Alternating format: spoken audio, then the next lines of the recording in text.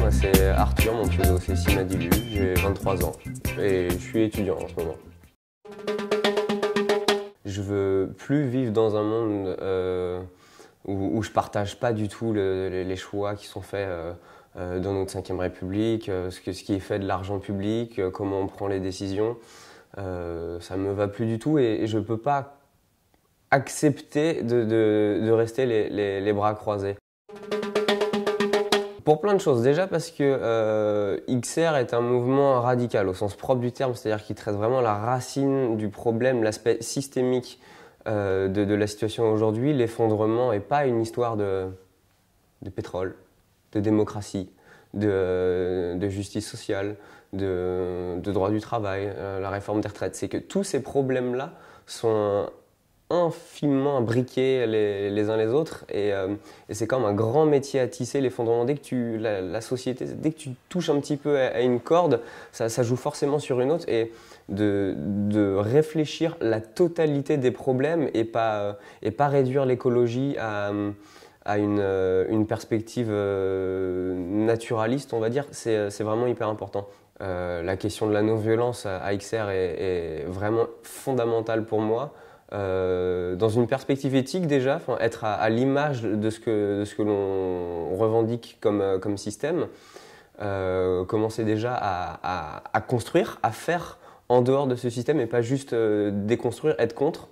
C'est hyper important pour moi, l'horizontalité, l'inclusivité, etc. Merde, je suis dans la vraie vie quand je m'appelle Simadilu et que je vais bloquer des ponts. Enfin, c'est concret, c'est réel. Le réel, c'est quand on prend plein la gueule, disait Lacan. Donc c'est ça. Quand je suis ici Simadilu avec mon t-shirt XR, je suis en plein dedans, quoi.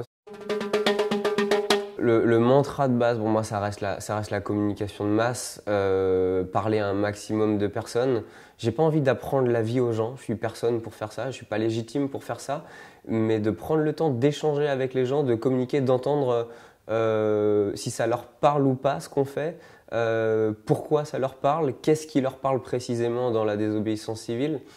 Pour moi, c'est fondamental. Donc, je fais beaucoup d'accueil de nouveaux et nouvelles. Je fais beaucoup de formation à la désobéissance civile, aux différents rôles de communication en action, comme la médiation. Tout ce qui a trait à la communication et à l'échange avec les personnes, ouais, ça me botte. Et donc, beaucoup d'actions directes par-dessus ça.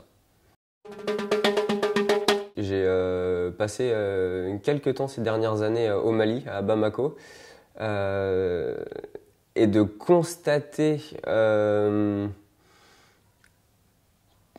tous les effets en cascade des prémices de l'effondrement, les coups d'État, la désertification, la radicalisation, la polarisation des identités, ça me touche vraiment. Et de revenir en France après ça, de me dire waouh, qu'on en chie à ce point-là à obtenir des choses à Paris, à faire valoir les accords de la COP21, qui au passage sont d'ailleurs très insuffisants hein, malgré eux. Ça me bouleverse vraiment. Aujourd'hui, il n'y a plus qu'une seule chose à faire en fait, c'est de vivre des trucs forts qu'on a envie de vivre avec les gens qui ont envie de vivre la même chose. Et que ce soit à Bamako ou à Paris, constater que je ne suis pas seul à gerber tous les jours en voyant l'actualité, je me suis vraiment dit non mais ok, ça vaut le coup de continuer à se battre et à faire quelque chose. On a des revendications qui sont nécessaires, qui ne sont pas forcément réalistes. La neutralité carbone 2025, c'est très ambitieux. Mais d'essayer de faire quelque chose pour obtenir le plus possible de gains sur ces sujets-là, c'est important et peu importe où on est.